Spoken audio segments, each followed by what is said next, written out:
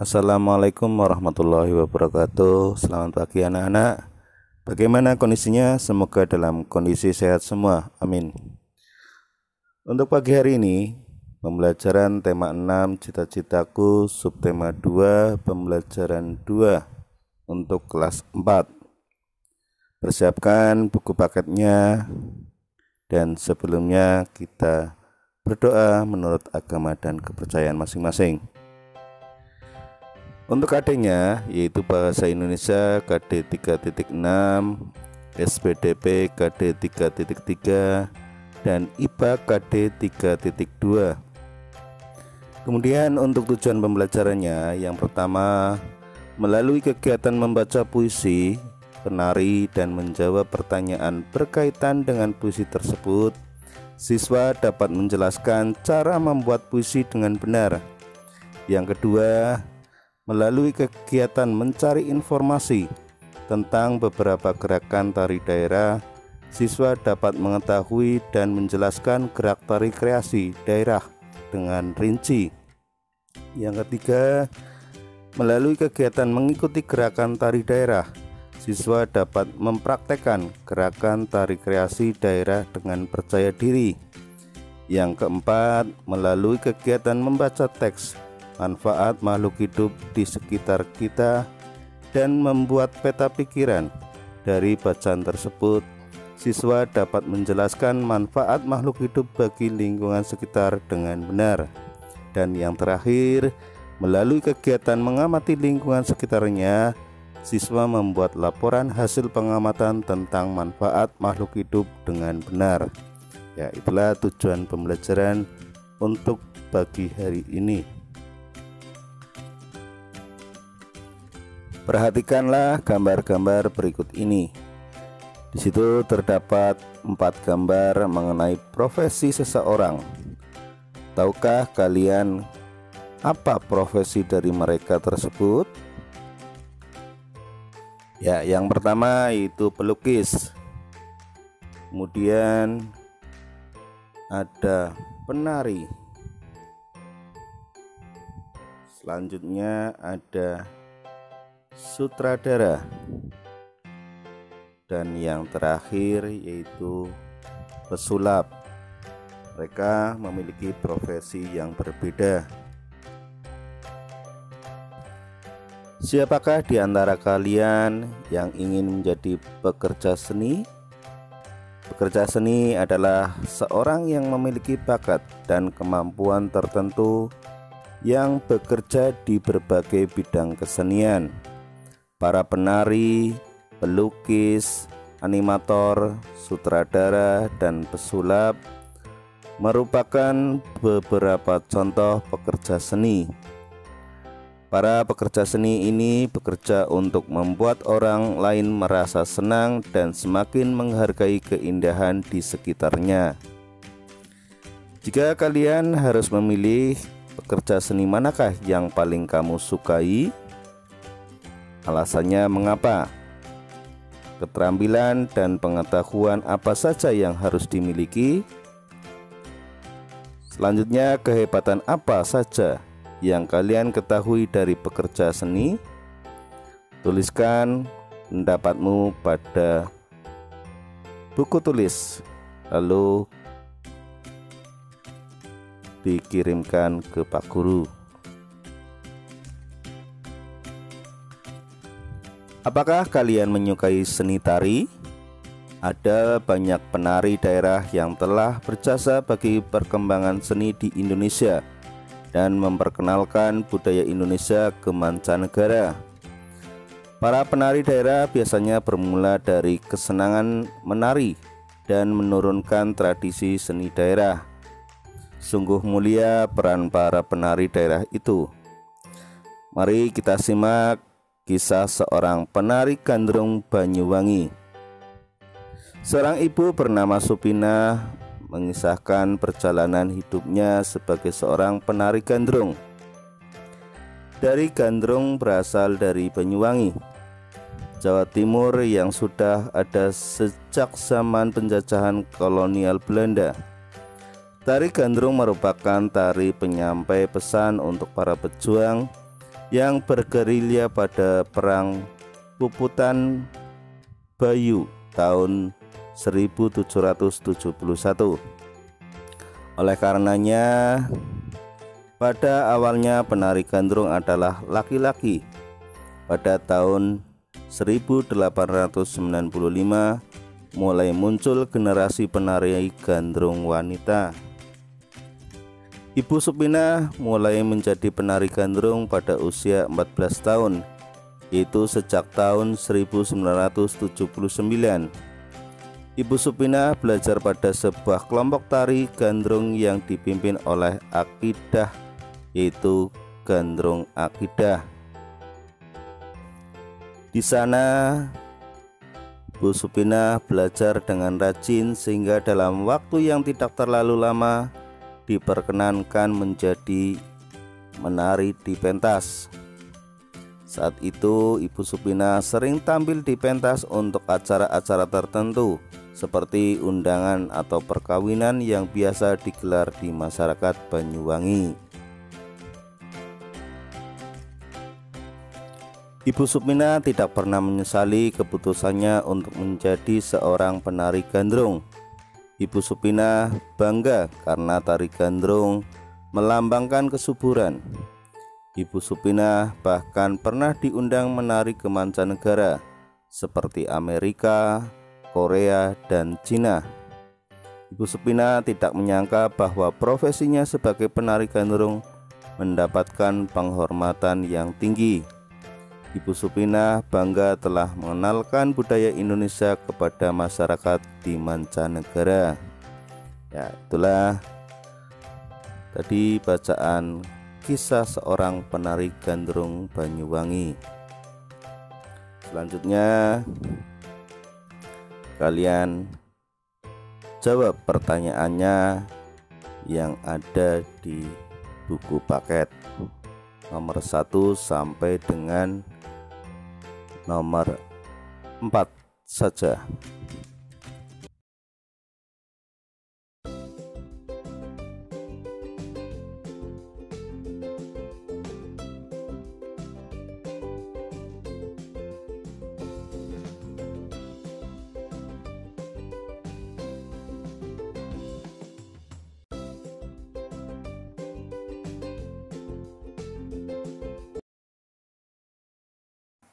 Selanjutnya kalian simak puisi tentang penari karya Hascahya Trilion Laksono. Anggunnya gerak tubuhmu, lentiknya jemari-jemari berpadu indah. Derap langkah gemulai, hentakan irama mengalun syahdu. Lirikan mata yang tajam berubah sekejap menjadi indah. Kipasan selendang emas bergoyang perlahan. Likuan leher mengundang kekaguman. Menari dan terus menari dengan senyum dan ketulusan. Gerakanmu sungguh indah karena engkau menari dengan hatimu. Nah, itulah puisi tentang penari. Ya, selanjutnya, apakah judul puisi di atas? Siapakah penulisnya?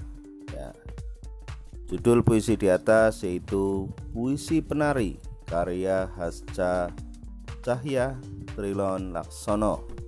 Yang kedua, terdiri atas berapa baitkah puisi penari? Terdiri dari 6 bait, itu dengan 1 bait pada puisi penari berjumlah 2 baris.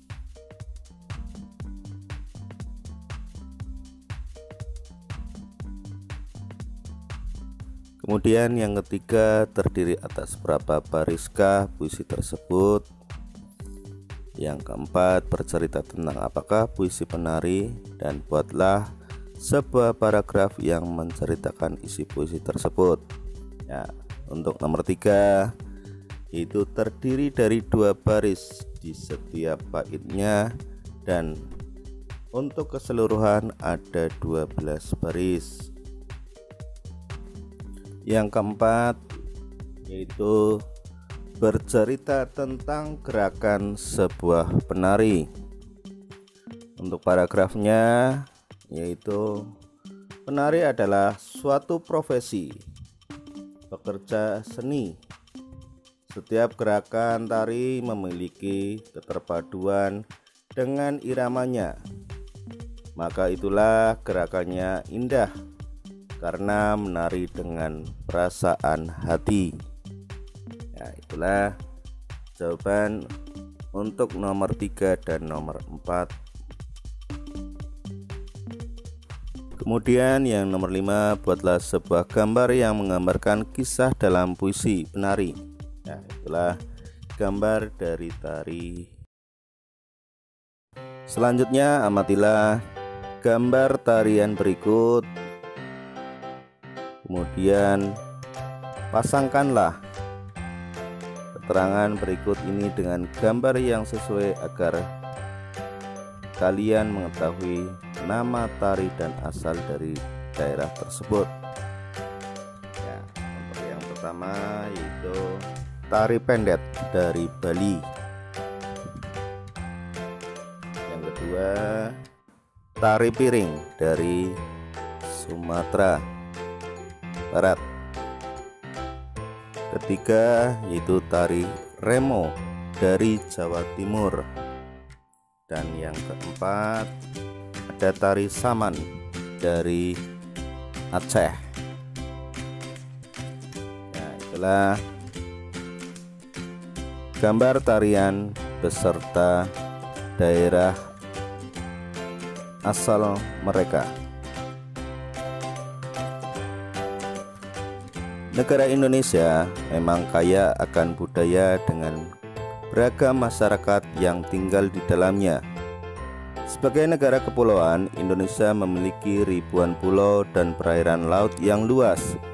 Dengan demikian, Indonesia memiliki potensi sumber daya dari makhluk hidup yang hidup dan berkembang di dalamnya.